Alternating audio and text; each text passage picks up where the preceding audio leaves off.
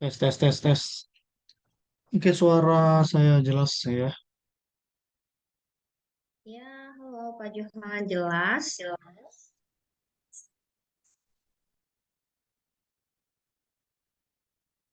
Oke, kalau gitu kita langsung mulai aja ya semuanya ya. Oke, selamat malam semuanya. Kembali lagi bersama saya Johan Saputra. Oke, sebelumnya dengan tema yang berbeda setiap hari Rabu pastinya ya. Untuk hari Senin, Selasa kita selalu belajar tentang materi. Namun untuk di hari Rabu kita pasti selalu belajar. Bukan belajar, lebih tepatnya kita kedatangan guest star ya bahasanya ya. Bintang tamu yang sebelumnya mungkin kalau teman-teman sudah pernah ikut setiap hari Rabu pasti dengan orang yang bisa dibilang berbeda ya. Oke, di depan layar kaca teman-teman di sini ada expert trader yang saya undang pada malam hari ini ya. Di sini ada Ibu atau saya sebutnya Ibu atau Mbak Mei nih. Enak nih. Mbak Mei aja. Mbak Mei ya. Oke, kenapa saya undang beliau ya karena secara pengalaman ya Mbak Mei ini bisa dibilang sudah expert lah ya Mbak Mei ya. Yang saya tahu kalau nggak salah sih ya. Mbak Mei ini pengalaman trading itu dari 2013 kalau saya nggak salah ya. Oke. Nah, tapi ya untuk mempersingkat waktu ya pada malam hari ini bagi teman-teman semua yang mau bertanya ya yang di TikTok juga silakan mau bertanya. Kalau memang ada yang mau ditanyakan, tanya aja tentang seputar trading pastinya ya. Jangan ditanya udah punya pacar apa belum itu di luar dari konteks atau materi pasti ya. Oke. Oke, warga TikTok setuju ya kalau memang ada pertanyaan langsung diketik aja di kolom komentar dan untuk warga Zoom ya. Di sini ada Pak Herman Daud ini ya. Selamat malam, selamat bergabung Pak Herman.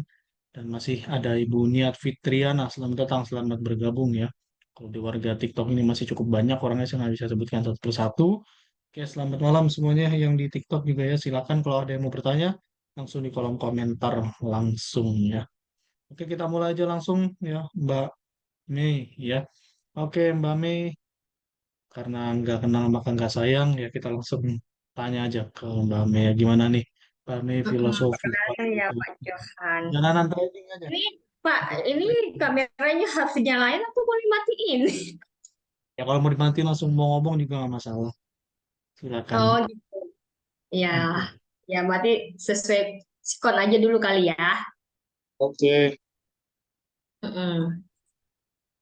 Oke, Mbak Mei, silakan perkenalkan diri dulu, mungkin pengalamannya sampai sejauh ini masih berkecimpung di dunia trading itu apa Hmm. motivasi gitu loh, Mbak Mei ya, sampai detik ini ya, karena orang kan banyak tahu ya, sekali tahu trading, loss, udah nggak mau kenal lagi ya. Tapi Hmm. kalau para expert-expert yang sudah lama pasti punya Hmm. cerita tersendiri ya. Silakan Mbak Mei, waktu dan tempat. Oke, makasih Pak Johan. Oke, baik. Halo semua, selamat malam. Sebelumnya mungkin saya akan perkenalkan diri dulu ya. Nah, biasanya itu saya lebih dikenal dengan panggilan Mei. Dan kalau berbicara dan membahas mengenai trading, memang benar yang tadi Pak Johan katakan ya, awal mula itu di tahun 2013. Mulailah mengenal yang namanya dunia trading. Nah, suka dukanya ya di dunia trading juga tuh pastinya ada gitu kan. Awal mengenal memang nggak tahu apa-apa ya Bapak Ibu ya di situ ya. Banyak lah kendala lah di situ, harus belajar ini itu, belajar indikator, terus pelajari tentang dunia tradingnya, marketnya bagaimana. Awalnya memang bingung, tapi ya tetap saya jalani. Ya, tapi ya seperti itu. Ya pasti Bapak Ibu tahu lah ya. Pak Johan juga pasti tahu ya. Awal mula gimana gitu. Babak belur dulu nggak Pak? Pasti, pasti Bu Jadi Mei, kayak pasti. gitu. Dan jadi pengalamannya tuh seperti itu, sempat loss, iya loss udah pasti ya Bapak Ibu, udah pasti. Sebenarnya kalau macam mau dibilang putus asa dan sebagainya, ah ini gimana ya caranya ya nggak profit-profit gitu kan. Itu juga pernah sih, pernah saya alami juga. Nah, tapi entahlah mungkin karena ada tingkat rasa penasaran ya dengan dunia trading. Dan mungkin saya juga punya pemikiran sendiri, karena kalau pemikiran saya pribadi ya, maksudnya pribadi. eh, kenapa sampai saya tetap mau pelajari mengenai trading? Karena saya rasa simple buat saya. Maksudnya simpelnya gini, kalau saya bisa menguasai trading, ya saya rasa lebih menghemat waktu saya tuh contohnya gini, saya nggak usah perlu pusing-pusing ke kantor gitu kan, terus nggak ada yang kayak macam contoh nih nggak harus apa stay di kantor, aku bisa trading sendiri gitu kan, bisa jalankan sendiri. Jadi kalau saya mau kemana-mana juga enak gitu kan. Nah kalau tadi Pak Johan bilang motivasinya ya Pak Johan ya, Iya, betul. jadi motivasinya gini. Saya berpikir kalau misalnya saya jago nih ya Pak, jago trading gitu, udah mahir lah dalam dunia trading itu. Karena kan saya kan orangnya sukanya ke sana ke sini gitu kan Pak. Nah, sampai saya pikir gimana ya caranya ya? Kalau saya kuasai ini berarti saya nggak harus terikat di suatu pekerjaan. Jadi kalau saya mau tinggal di mana saja ya Pak Johan ya, contoh mau tinggal ke negara mana, saya nggak usah cari-cari pekerjaan. Jadi saya tinggal pakai pakai otak saya, tangan saya tinggal main klik gitu Pak. Itu motivasinya kayak gitu. Jadi seperti itu. Oke. Nah, jadi lebih enak ya. Udah gitu ya, nggak ada yang ngatur-ngatur juga gitu. Sesuka hati saya mau kerja di jam berapa, ya pokoknya intinya ya kayak enak gitu, bisa jadi bos untuk diri sendiri gitu, Pak. Jadi motivasinya seperti itu. Tapi kalau misalnya andai kata ada yang bilang nggak pernah lolos, siapa bilang babak belur? Iya, babak belur sudah pasti gitu. Tapi saya nggak pernah kapok karena saya tahu bahwa bisnis ini bagus. Gitu dalam arti bagus buat apa ya maksudnya buat penambahan income juga iya terus kalau bagi bagi apa ya bagi kita juga yang mau untuk ya udahlah saya sudah nggak mau kerja saya mau fokus ini aja trading nah itu juga membantu juga ya gitu meskipun kita juga udah kerja mau jadi income tambahan juga bisa jadi pokoknya enak lah kalau buat saya untuk dunia trading kayak gini sih Pak Johan sebenarnya kayak gitu jadi Oke. gitu. Oke. Bu Mei ini ya.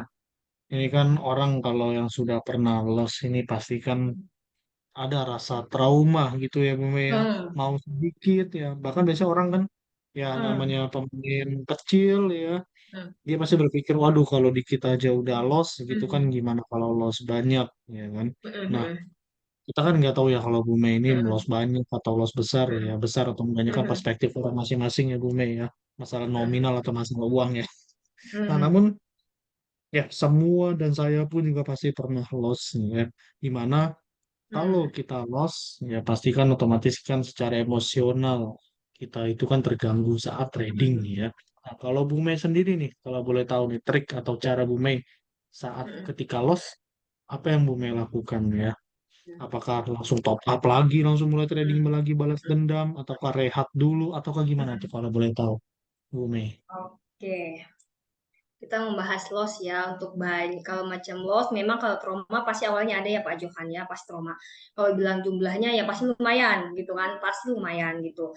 Nah, terus yang tadi Pak Johan bilang apakah kita harus balas dendam atau apa gitu kan kalau loss. Nah, sebenarnya mungkin awalnya kesal ya Pak Johan ya. Maksudnya, wah ini saya gini akhirnya harus balas dendam. Kalau buat saya yang saya pelajari ya Pak Johan itu adalah suatu kesalahan di situ.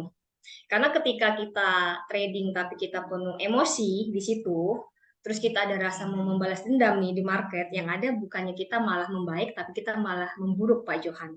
Yang ada malah ibaratnya kalau bahasa apa ya, maksudnya bahasa bercandanya tuh yang ada marah kita lagi yang digulung gitu sama marketnya gitu. Jadi ya saran saya sebenarnya itu ketika kita mengalami sebuah loss seperti itu, alangkah baiknya ya udah kalau memang sudah loss udah jangan perhatikan marketnya dulu, tenangin pikiran dulu. Pokoknya jangan langsung buru-buru, tapi kita menganalisa ulang lagi Pak Johan di situ. Nah, jadi kita analisa dulu ulang, kira-kira adakah peluang selanjutnya gitu. Kalau misalnya ada peluang selanjutnya, apakah sudah waktunya atau belum? Kalau yang sudah waktunya, oke, kita boleh mulai lagi. Tapi kalau misalnya belum belum waktunya ya untuk entry posisi, ya alangkah baiknya kita memang harus sabar. Jadi kayak gitu, karena biasanya ada orang tuh, nggak bukan ada orang, aku juga salah satunya dulu ya, kayak macam tiba-tiba los gitu, udah kesel, udah gemes gitu, ah udahlah bodo amat deh ini nih masih ada dana berapa udah langsung tuh hajar lagi Pak Johan di situ karena kebawa emosi gitu akhirnya yang ada apa ya akhirnya aku nggak dapat apa-apa Pak Johan akhirnya MC itu sih yang terjadi nah tapi setelah saya mengubah pola pikir saya, ternyata memang dunia trading itu tidak seenaknya lah atau sembarangan ya kita menjalaninya. Jadi otomatis kita harus memperlakukan itu ya emang ini bisnis gitu Pak Johan, ada untung dan rugi. Tapi bagaimana caranya dari kerugian ini saya bisa up kembali gitu. Jadi ya saya dengan cara ya belajar kayak macam ya contoh oke, balas dendam bukan cara yang terbaik. Jadi intinya setelah loss apa saya diamin dulu Pak Johan, saya tenangkan pikiran dulu. Setelah itu baru analisa ulang. Nah, nanti dari hasil analisa itulah baru akan saya kembali untuk trading. Jadi seperti itu sih Pak Johan. Oke, berarti apa namanya? Rehat pikiran dulu lah, berarti ya rehat Iya, pikiran dulu. benar, Pak. Ibaratnya Hmm. kayak mengontrol emosi lah, Pak. Kalau macam kita mengikuti emosi kita ya itu nggak ada habisnya. Yang ada bukannya marketnya yang babak belur, tapi kitanya yang babak belur, Pak. Kayak gitu. Ya, itu yang saya alami selama ini ya. Jadi, bukan cara yang baik sih kalau buat saya sih. Oke, baiklah, saya setuju banget ya kalau itu teman-teman ya. Gimana? Yang namanya trading itu pasti ada loss-nya ya. Yang mau expert siapapun, suhu, alien, atau Asik. manapun itu ya. Bohong lah kalau misalkan dia profit mulu ya. Ya, benar, Pak. Ya, aku setuju tuh yang Pak Johan bilang. Kalau misalnya andai kata ada yang bilang, oh, saya gini, gini, gini, gini, gini. Itu sih bagi saya sih enggak sih Pak. Ya kalau misalnya memang benar lah dia udah jadi orang kaya nomor satu di dunia kali ya Pak Johan ya. Iyalah, bener lah masih. Hmm. Jadi seperti itu sih Pak. Oke, Bu Mei. Berarti tadi kita kan bahas masalah psikologi tentang eh, kita menghadapi loss ya bagaimana ya sebelum kita mau mulai trading Mm-mm. lagi ya. Nah, namun ya kita sebelum masuk ke materi masalah teknikal ya kita kita sambil ngobrol dulu lah masalah sebelum ya masalah-masalah trading ya kalau teknikal mungkin eh, hampir semua orang bisa ya cuman beda Iya. tekniknya aja. Pasti kan yang Mm. paling sulit adalah ya 80% menurut saya trading sih itu adalah emosional ya 80%. Ya. Tapi kalau menurut Bu Mei itu bagaimana? Kira-kira porsi trading itu apa? Emosional berapa persen, teknikal berapa persen, atau manajemen berapa Mm. persen? Kira-kira dari sudut pandang Bumai aja sih. Menurut pandang ya. Kalau aku ya ini secara pribadi ya Pak Johan ya. Sebenarnya kalau untuk gimana ya?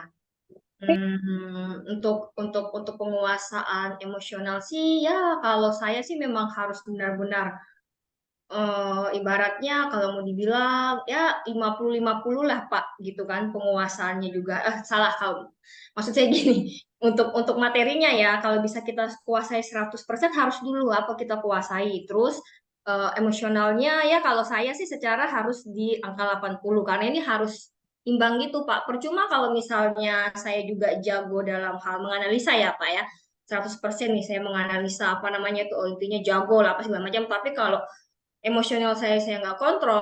Jadi ketika saya menghadapi sesuatu yang tidak sesuai dengan apa yang saya pikirkan ya Pak Johan ya, mungkin analisa saya mungkin belum berjalan sesuai dengan yang seharusnya.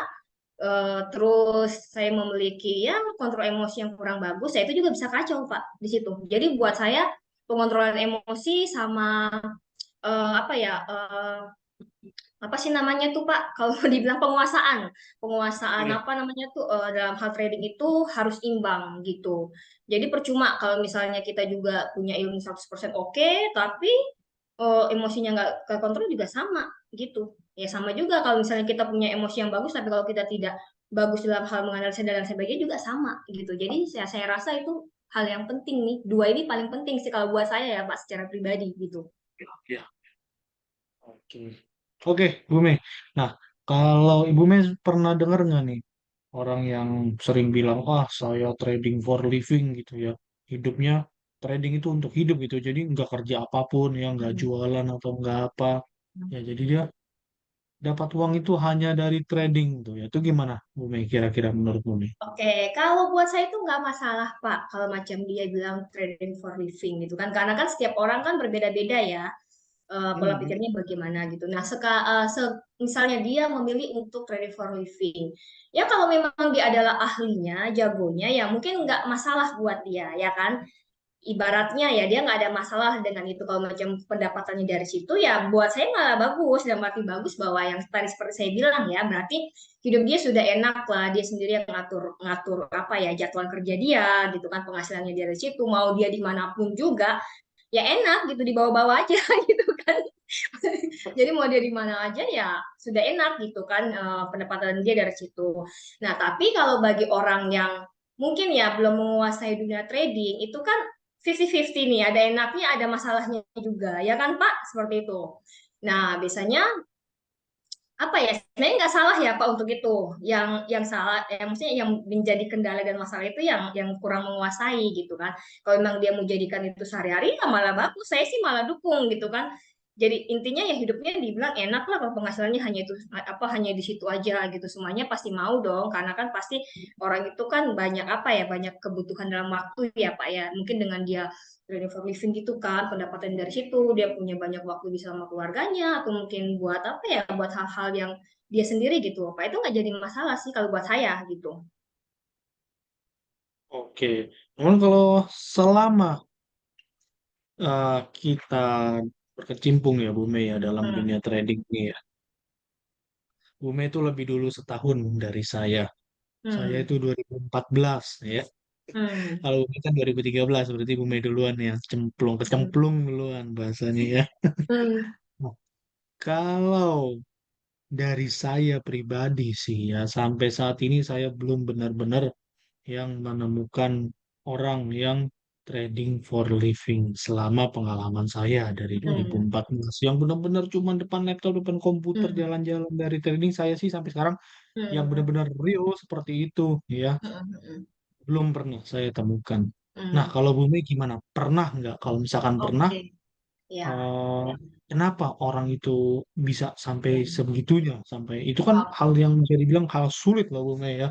Pasti itu Hmm. kan butuh perjalanan waktu, Hmm. otak, uang yang sangat berharga ya atau sangat banyak Ya. untuk menghabiskan itu semua sampai di tahap itu loh ya. Nah, gimana tuh Bu Mei kaget? Oke. Oke, baik Pak Johan. Jadi gini, sebenarnya tuh waktu tahun 2013 itu kan saya tuh ada mentor ya Pak ya di situ. Iya. Nah, mentor saya itu sebenarnya punya mentor lagi, itu ceritanya nih Pak, gitu. Nah, Hmm. jadi beliau ini, yang mentornya ini sebenarnya dia adalah trading for living. Nah, tapi entahlah ya, pola pikir orang kan berbeda-beda. Dia memang orangnya itu tidak mau kayak terpublikasi gitu Pak Johan, seperti itu. Nah, Oke. jadi mentor saya ini kan anak, maksudnya jadi anak asuhnya untuk diajarin kan, seperti itu. Hmm. Anak didiknya lah, jadi kayak gitu. Nah, jadi dulu mentor saya tuh sering cerita tentang mentor dia ini kan, ya pokoknya sering cerita, tapi dia agak sedikit private orangnya. Nah, di situ memang beliau memang ya saya akui orang apa, orangnya luar biasa, hanya saja memang dia menutupi semuanya. Tapi ya rata-rata kayak gitu ya Pak Johan, karena yang saya tahu ya sama perjalanan saya ini memang ada orang-orang hebat di luar sana yang benar-benar memang dia memang apa menjalankan itu dan memang berhasil di hidupnya dia, tapi dia tidak suka mau mengombar-ambirkan luar sana gitu kan tentang kemampuannya dia. Hanya saja beliau itu baiknya ilmu yang dia pakai itu yang dia bagi seperti itu. Nah, jadi dari situ juga sih saya mulai berpikir sih, ya emang sih karena mungkin kan dia memang udah jago lah lain sebagainya. Bahkan lebih uniknya lagi nih Pak Johan, saking mungkin jagonya dia hanya menggunakan satu indikator aja tuh dia udah bisa tahu gitu kan kira-kira ini mau kemana gitu kan Pak. Jadi kayak gitu. Makanya ya saya rasa sebenarnya itu ada, tapi kebanyakan yang saya tahu ya Pak, salah satunya ini mentor saya punya mentor yang terdahulu itu orangnya ketutup, dia nggak mau membuka diri seperti itu. Bahkan kata mentor saya juga dia bilang katanya kalau macam lagi ngajar apa segala macam nggak ada orang tuh nggak tahu nama aslinya siapa, hanya tahu nama-nama apa sih namanya tuh, ya nama-nama apa sih Pak, panggilan-panggilan gitu ya. Samaran, Iya, samaran. kayak gitu gitu kan. Jadi orang nggak tahu dan dia tuh memang benar-benar menutupi identitas dia. Tapi beliau itu orangnya baik gitu kan. Jadi anak-anak didiknya semua ya dikasih arahan sesuai dengan yang apa yang dia pelajari. Jadi seperti itu. Dan memang hidup dia ya emang seperti itu Pak. Apa pokoknya training for living seperti itu. Hanya saja dia nggak mau mempublikasikan diri gitu. Saya jujur saya sebenarnya tuh penasaran sama beliau gitu kan. Sampai dulu pernah kapan ya ini saya bisa tahu orangnya yang mana, bisa ketemu gitu, bisa ngobrol gitu loh Pak. Tapi saat ini enggak gitu. Ha-ha. Jadi dia lebih menyembunyikan diri di situ Pak. Oke, berarti kalau orang trading for living, yang saya tahu pasti modalnya besar ya, untuk dia hidup lah ya Hmm, kan? Bisa jadi nggak sih? Kan nggak mungkin ya modal 10 juta, profit 100% sebulan dapat 10 juta. Ya mungkin iya, aja sih, tapi kan risiko kan besar kemungkinan. juga ya. Iya, kemungkinan. Kalau misalnya ya dia putusan kayak gitu ya berarti dana dia udah lumayan pastinya. Oke, oke, oke, oke. Oke, Bu Mei. Nah, apalagi ya saya mau tanya ya. Coba deh kita kasih waktu dulu teman-teman kalau ada yang mau nanya ya. Saya terus dari tadi ya. Kira-kira ada yang mau nanya nggak nih? Yang lain? Yang lain ada yang mau tanya? Silakan. Yang di TikTok silakan. Yang di Zoom silakan.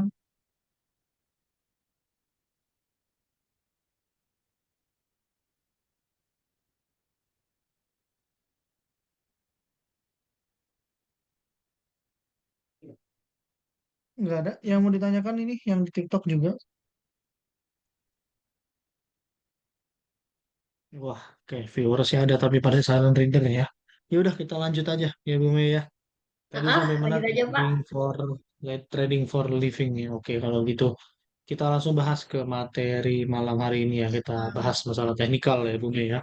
Ya, hmm, yang kita tahu kan bahwa memang ada yang teknikal, ada yang fundamental ya hmm. banyak lah ya. Ada yang pakai dua-duanya ya. Nah, kalau Bu Mei sendiri nih ya, secara judul materi pada malam hari ini aja udah kelihatan ya. Kita bahas masalah teknikal ya. Nah, Hmm, hmm, kenapa Bu Mei ini lebih prefer ke teknikal ya? hmm. Kenapa tidak ke yang lain gitu loh? Oh, oke. Atau fundamental gitu ya. Kenapa lebih prefer ke teknikal? Alasannya apa? Dan Hmm. kenapa memilih itu gitu? Kenapa memilih teknikal? Oke, oke. Sebenarnya Oke. gini ya, Pak. Sebenarnya dua-duanya penting ya, teknikal dan juga fundamental gitu. Tapi kan ada orang tuh biasanya kan cocok-cocokan ya, Pak, di situ ya. Hmm. Iya. Nah, yang jadi masalah tuh sebenarnya tuh di situ. Kita tuh ada cocok-cocokan. Ada juga orang, contohnya nih, pakai teknikalnya sama, indikatornya sama gitu kan, tapi ternyata cara penyetingannya beda gitu kan. Nah, di sini saya mau bilang bahwa sebenarnya mau analisanya fundamental, teknikal gitu kan, nggak ada yang salah. Semuanya benar. Selagi itu menghasilkan profit, berarti semuanya benar. Jadi nggak ada indikator yang nggak bagus, ada indikator yang jelek, nggak ada gitu. Tapi bagaimana cara kita melihat dan memahami dari indikator itu sendiri. Nah, kenapa saya pilih teknikal? Karena mungkin awalnya saya suka gitu kan dengan teknikal. Bukan berarti saya nggak suka fundamental, enggak. Sebenarnya saya juga suka, tapi saya lebih ke teknikal karena buat saya membantu apa ya maksudnya membantu saya untuk dalam perhitungan data-data ya, data-data candle yang mungkin ya kita ketahui lah yang sudah tersedia di chart kita. Jadi kayak gitu. Nah, kebetulan saya cocoknya itu Pak Johan. Kebetulan saya juga cocoknya teknikal dan juga kebetulan saya waktu itu juga kan dulu yang tahun-tahun dulu itu kan sempat ketemu juga sama para para trader yang lain gitu kan termasuk mentor saya juga ternyata kita ngebahas apa tentang trading tentang indikator apa segala macam nah saya cocok di situ nah ternyata memang saya lebih cocok ke teknikalnya kayak gitu Pak Johan makanya saya lebih memilih untuk teknikal. Ya karena itu sangat membantu informasi saya aja gitu kan membantu untuk apa ya analisanya gitu karena saya lebih ke kayak macam bahasa saya ya maksudnya kayak macam pemetaan gitu kan namanya kita analisa kan kita harus tahu dulu nih kira-kira ini data-data apa aja yang kita butuhkan kira-kira di market ini mau kemana batasannya sampai mana titik acunya sampai mana nah itu kan bisa membantu saya supaya saya bisa mudah dan mungkin agak sedikit dibantu dalam mengatur yang namanya strategi trading jadi seperti itu. Makanya saya lebih nyamannya ke teknikal, Pak Johan. Jadi kayak gitu. Oke, berarti lebih condong ke kaum kiri ya. Saya nyebutnya kaum kiri fundamental, kaum kiri Iya, teknikal, kaum kanan benar. fundamental. Oke, Bu Mei. Nah, nah kita langsung ke topik pembicaraan aja. Tadi Bu Mei ngomong masalah pemetaan ya, atau saya bahasnya masalah Hmm, mapping. Nah, ya. langsung aja nih kita langsung ke intinya, nggak usah banyak bertele-tele ya. Nih, mungkin teman pada penasaran nih ya. Nah, kira-kira kan orang kan banyak ya suhu-suhu mentor manapun itu mereka mapping hampir tiap hari ya, bikin Hmm, webinar hmm. atau di YouTube atau dimanapun ya banyak ya. Nah, kalau Bu Mei sendiri boleh mencontohkan nggak cara mapping Bu Mei itu gimana ya? Mungkin Oh, teman-teman oke. bisa tertarik gitu ya. Ya, apa yang saya gunakan ya Pak Johan ya. Ya, Oke, boleh. mungkin ya pasti ya mungkin teman-teman bertanya kali ini kira-kira apa nih yang digunakan gitu kan, atau hanya ngomong doang gitu. Ya, Nah, betul. ini akan saya contohkan kira-kira apa aja yang saya pakai. Ya, tapi yang pastinya ya ini sebenarnya untuk indikatornya semuanya pada pakai, hanya saja ya penyetingannya aja beda. Coba ya saya ini dulu ya, screen. Silakan. Iya, iya, Screen ya. sharing ya. Ya, gimana nih cara saya metainnya? Hmm,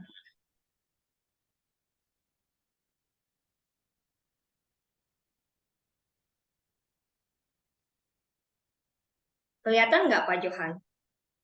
Oke, kelihatan. Oke, baik. Nah, inilah cara yang saya pakai selama ini untuk melakukan pemetaan nih, atau mungkin mengumpulkan informasi data-data candle, supaya saya bisa ya, menghasilkan apa ya, maksudnya mau menghasilkan apakah saya harus buy atau sell. Jadi inilah yang saya lakukan, menganalisa ya. Mungkin Bapak Ibu lihatnya, wah ribet banget, apaan tuh, aku jadi kelingkar sama Bapak Ibu. Saya juga awalnya kayak gitu. Maksudnya awal-awal mempelajarinya ya, tapi setelah saya pelajari ya saya nyaman, sebenarnya nyaman banget gitu. Nah, inilah cara yang saya gunakan untuk membantu saya menganalisa market ya. Dan ini bersifat sebenarnya bersifat bukan hanya di gold aja, di forex juga bisa gitu kan. Mau di oil juga bisa. Jadi ini nggak masalah sebenarnya. Nah, ini yang saya pakai. Tapi untuk dasarnya ya, dasar indikator yang saya pakai ini sebenarnya Bapak Ibu juga sudah tahu gitu kan. Maksudnya kira-kira apa aja ya. Saya itu ada moving average, ada Bollinger Band juga gitu. Dan terus banyak sih, ada beberapa juga. Sebenarnya nggak terlalu banyak sih di sini gitu. Nah, tapi di sini ada sedikit perbedaan nih Bapak Ibu. Mungkin kalau Bapak Ibu di luar sana menggunakan moving average yang umum yang Bapak Ibu sering dengar, tapi kalau di sini cara penyetingan moving average saya itu berbeda gitu. Jadi dia nggak sama gitu cara penyetingannya. Bollinger Band-nya pun juga demikian. Itu juga sama, itu juga dalam penyetingan yang berbeda. Alasannya sih kenapa berbeda gitu ya, karena ini perhitungannya statistik dan juga matematis gitu Pak Johan. Nah, kenapa? Ya alasannya saya ya karena saya tahu bahwa forex ini kan dunia bisnis ya. Jadi saya harus mencari pendekatan-pendekatan yang bisa membantu saya ini untuk bagaimana caranya saya benar-benar memperlakukan forex ini, memang ini adalah dunia bisnis gitu. Makanya saya butuh yang namanya data-data penting, apa segala macam. Jadi makanya semuanya indikator yang ada di sini itu disetting atau disesuaikan dengan jam bisnis kerja para apa ya, para apa pelaku-pelaku pasar lah atau mungkin marketnya. Jadi kayak gitu. Jadi banyak settingan di sini yang disetting itu secara statistik dan juga matematis. Jadi seperti itu sih Pak Johan. Nah, dari sini saya akan membuat nih seperti pemetaan atau perjalanan, contohnya ini gold gitu kan. Saya akan menganalisa dari sini untuk membuat yang namanya strategi trading. Jadi kayak itu. Nah, inilah cara saya bagaimana menganalisa market. Jadi inilah Pak indikator yang saya gunakan. Oke, oke, Bumi. Itu kalau saya lihat Bumi kan bisa dibilang ini time frame-nya mulai dari weekly ada, daily Hmm. ada, H4 ada, H1 Hmm. ada. Berarti kalau bisa dibilang ini multi time frame ya. Bumi Hmm. ini analisanya dari mana? Time frame kecil dulu atau dari time frame tinggi langsung? Atau Oke, dari time jadi frame tinggi gitu? sebenarnya tergantung nih Pak, tipe gaya trading kita seperti itu. Nah, tapi kalau saya sih memang sengaja semuanya. Kenapa? Karena saya butuh data-data informasi ini. Kira-kira time frame yang gede itu bagaimana kondisinya, arahnya gitu kan. Yang kecil itu bagaimana kondisi dan arahnya. Jadi saya suka pakai semua. Kalau misalnya ada kata saya maunya tradingnya kayak scalping, ya mungkin saya ya ke M15 gitu kan. Nah, nanti kalau misalnya ada kata untuk eksekusi, ya paling saya akan lihat nih di arah-arah M1 gitu kan. Tapi biasanya sih aku jarang sih ya untuk lihat yang M1 ya. Palingan ini aja nih. Yang patokan sini sama di H4-nya. Kalau misalnya nanti masih ada peluang untuk itu ya saya tunggu. Tapi kalau nggak ada ya udah saya eksekusi gitu kan. Nah, tapi kalau misalnya saya mau mainnya long juga ya, maksudnya mau nahan lama ya Pak Johan ya, biasanya ya saya lihat juga nih apa namanya tuh yang time frame yang tingginya ya kayak macam K1, daily sama di weekly-nya. Kira-kira gimana datanya mendukung apa enggak? Kalau misalnya nggak mendukung dan juga pergerakan yang mestinya time frame yang kecil juga ya nggak mendukung, ya udah biasanya saya eksekusi gitu kan. Tapi kalau macam mau main scalping ya udah mainnya di sini gitu. Jadi sebenarnya tuh dari gaya ini aja sih Pak. Dari gaya tradingnya kita maunya apa, mau scalping kah atau mau intraday kah atau mungkin mau long gitu. Jadi seperti itu. Tapi nggak mau saya scalping, mau saya long gitu kan, atau mau saya intraday, ya saya tetap melihat informasi-informasi semuanya ini gitu kan. Ya siapa tahu kan, pas mungkin tadinya saya mau scalping nih Pak, ya kan. Tiba-tiba di H1 mengatakan, ini kayaknya masih ada nih yang masih lumayan nih, masih bisa naik ke atas. Saya masih bisa tahan gitu Pak Johan.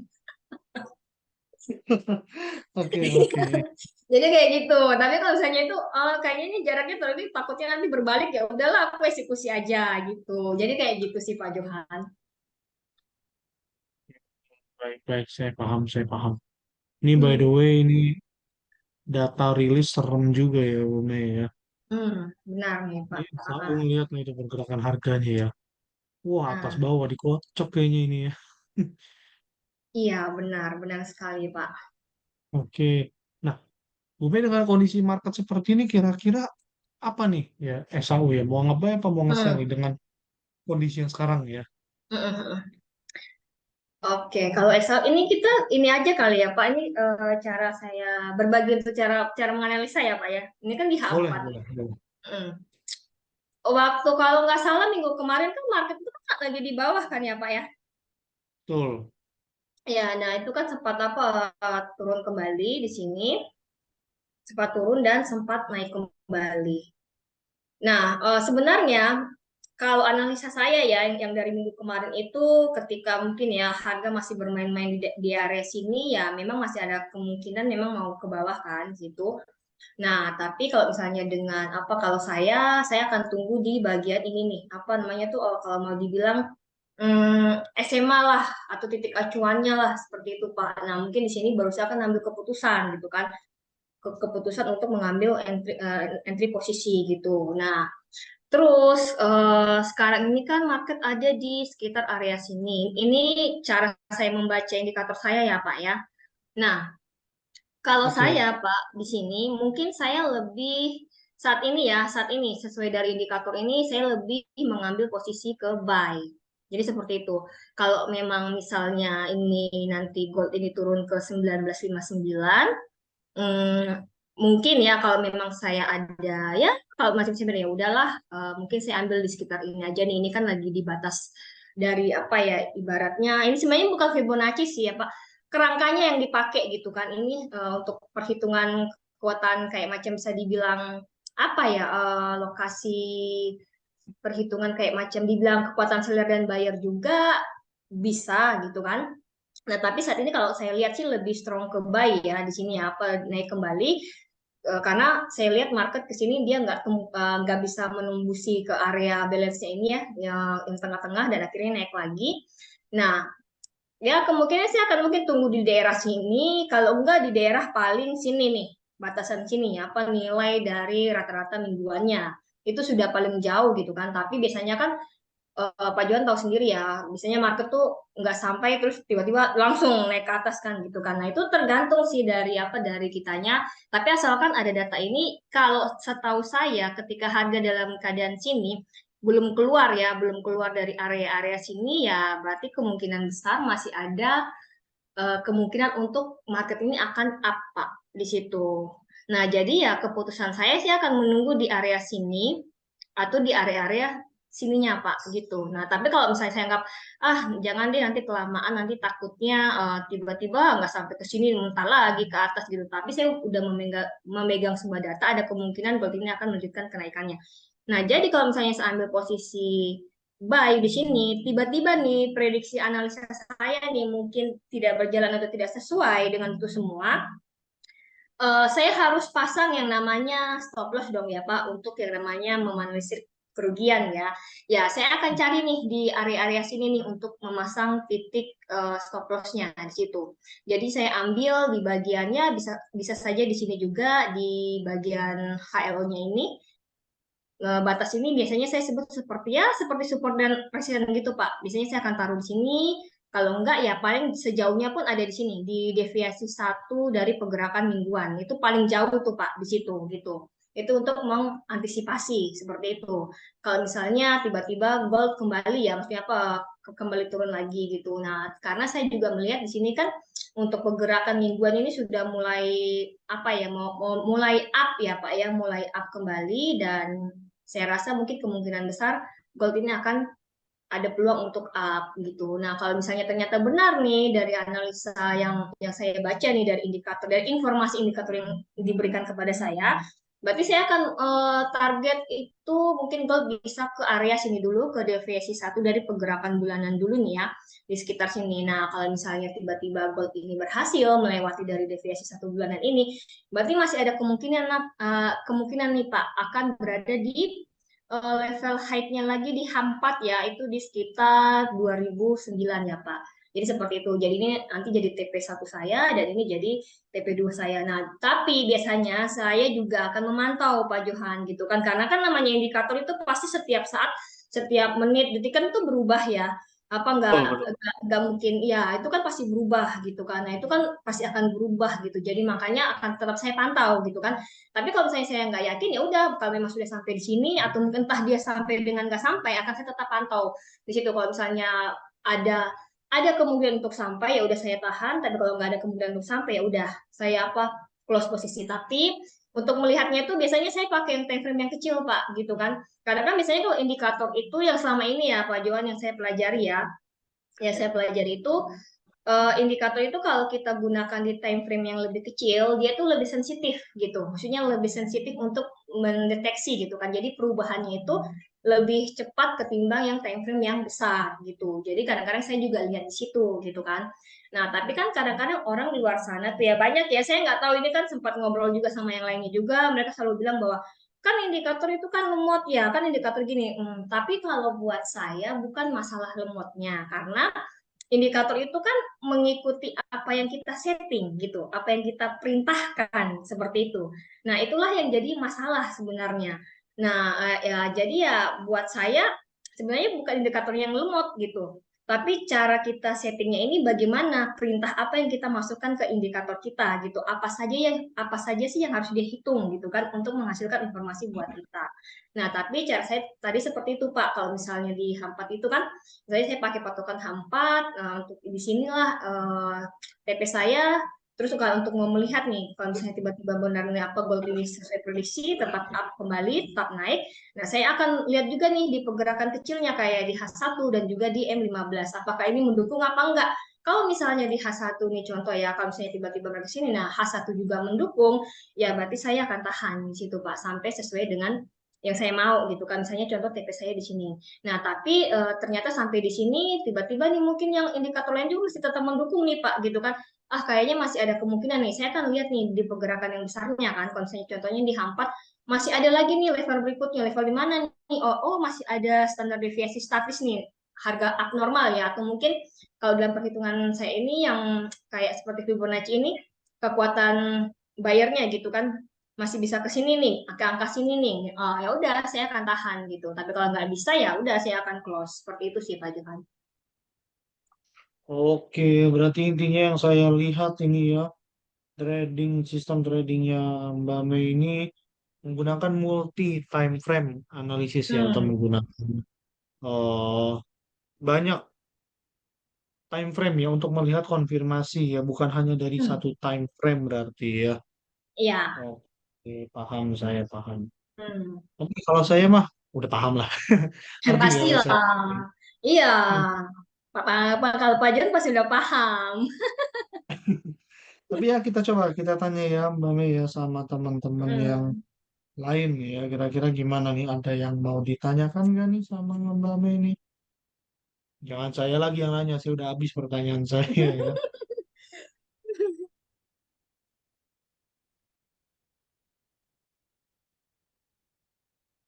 Ya, yang lain mungkin yang di TikTok nggak ada yang nanya, di Zoom coba kira-kira ada yang mau bertanya?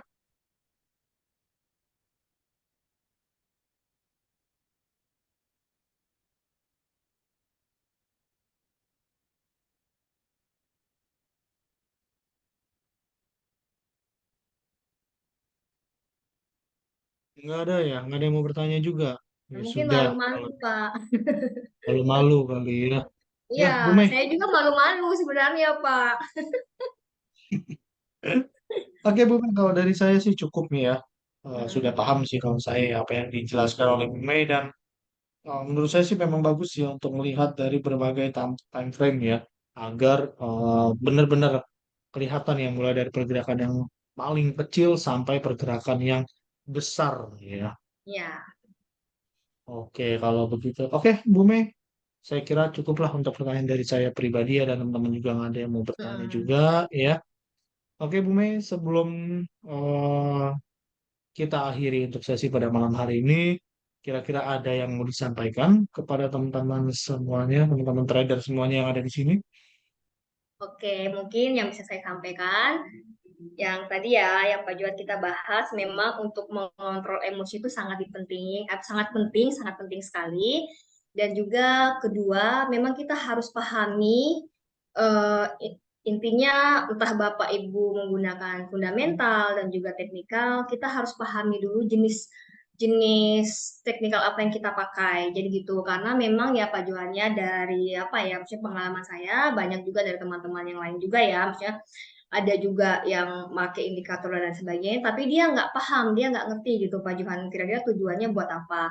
Jadi ya saran saya ya Bapak Ibu nggak usah terlalu peduli orang masuk, oh pakai ini bagus, pakai ini yang bagus, jangan, tapi cari yang Bapak Ibu benar-benar pahami, mengerti gitu. Kira-kira ini tugas indikator ini buat apa dan apa yang bisa dibantu nih, maksudnya kira-kira dia bisa bantu saya buat apa gitu kan. Nah, itu sangat penting karena kalau kita tidak menguasai itu semua, mau sehebat-hebat apapun indikator itu, nah itu tuh saya rasa sama aja bohong seperti itu. Jadi ya jadinya nggak ada fungsi karena yang make aja nggak tahu gitu kan fungsinya apa, gunanya buat apa. Jadi buat saya kalau memang Bapak Ibu sudah cocok dengan mungkin ya teknikal ini, dengan cara belajarnya ini, atau mungkin dengan jenis indikator ini, dengan penyitingan ini, dalami, perdalam lagi.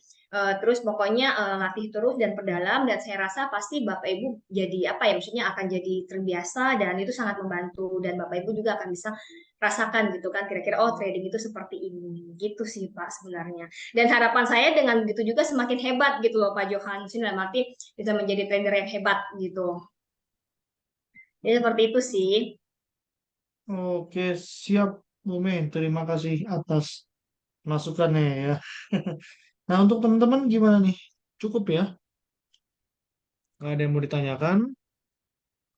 Oke, kalau begitu, Bu Mei, Hmm. terima kasih banyak ya, Bu Mei Ya ya. terima kasih juga loh Pak Johan. Iya, sama-sama. Ini teman-teman kita mungkin pada malu-malu yang nggak ada yang mau bertanya. Jadi Iya ya ya, sudah. padahal kan kita ibaratnya juga sama-sama belajar ya Pak. Ini takut kali ya dikira suhu gitu ya. Maunya dipinjam, padahal enggak ya. Ya, semangat semua ya, pasti bisa kok, pasti bisa jadi trader yang hebat. Oke. Hmm. Oke, Bu Mei. Kalau begitu, terima kasih banyak Bu Mei atas kehadirannya dan ilmunya pada malam hari ini ya. Kita semua juga di sini belajar ya. Kita review-review lagi, kita ingat-ingat lagi semuanya. Oke, Oke, kalau gitu, terima Bu Mei, kasih Pak. saya tutup untuk acara pada malam hari ini. Mungkin di lain waktu kita bisa bertemu lagi ya dengan teman-teman juga ya. Oke, mungkin di minggu depan ada orang yang berbeda lagi ya. Kita lihat aja nanti ya. Oke. Pastinya ya kita tetap sharing-sharing ya, trading itu nggak ada yang abadi lah pokoknya ya bahasanya ya, nggak ada yang benar-benar subur. Pasti mereka juga benar pernah merasakan minus atau merasakan cut loss ya, atau bahkan merasakan stop loss. Oke, kalau begitu teman-teman semuanya, Bu Mei saya pamit pamit undur diri ya, teman-teman semuanya saya juga pamit undur diri yang di Zoom dan yang di TikTok. Saya dengan Johan Saputra, selamat malam Bapak Ibu Ya, semuanya. Mas. Terima kasih. Sama-sama, selamat malam.